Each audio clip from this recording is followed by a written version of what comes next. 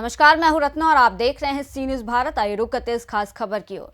प्रदेश के विकास को गति देने के लिए मुख्यमंत्री योगी आदित्यनाथ के नेतृत्व वाली सरकार ने महाकुंभ में त्रिवेणी तट पर कैबिनेट बैठक करके विभिन्न महत्वपूर्ण परियोजनाओं को मंजूरी दी है।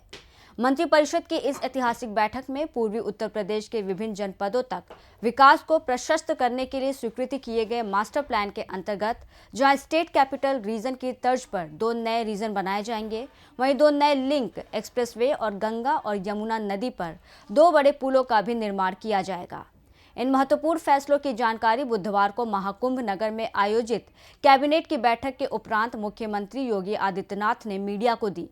इस अवसर पर प्रदेश के दोनों डिप्टी सीएम केशव प्रसाद मौर्य और ब्रजेश पाठक सहित मंत्रिपरिषद के सभी सदस्य मौजूद रहे। मुख्यमंत्री ने कहा कि 144 वर्ष के अंतराल पर प्रयागराज में महाकुंभ के शुभ संयोग पर महाकुंभ नगर में मंत्रिपरिषद की अहम बैठक आयोजित की गई।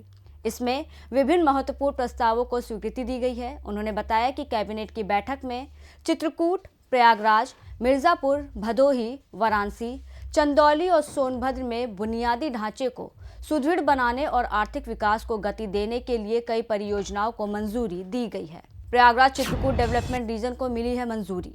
बता दें कि मुख्यमंत्री ने बताया कि प्रयागराज चित्रकूट डेवलपमेंट रीजन को स्टेट कैपिटल रीजन SCR की तर्ज पर विकसित करने का प्रस्ताव स्वीकृत कर लिया गया है।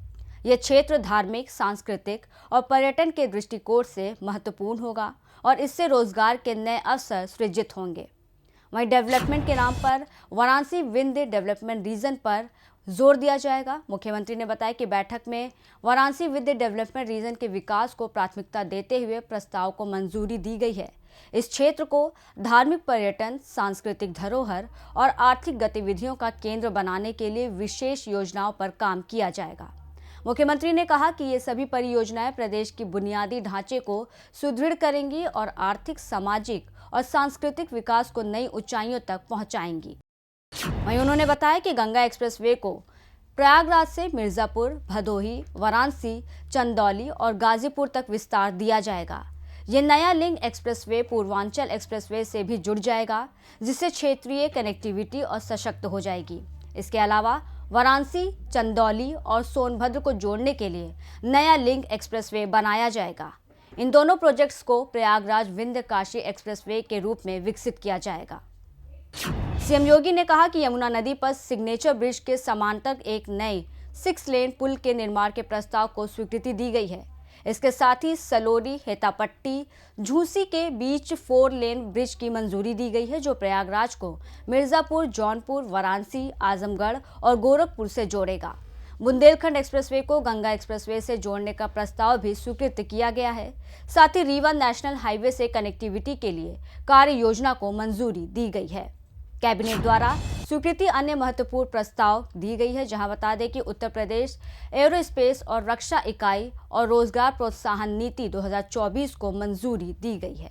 वहीं भारतीय नागरिक सुरक्षा संहिता 2023 की धारा 20 के अंतर्गत अभियोजन निदेशालय की स्थापना के संबंध में प्रस्ताव को मंजूरी दी गई।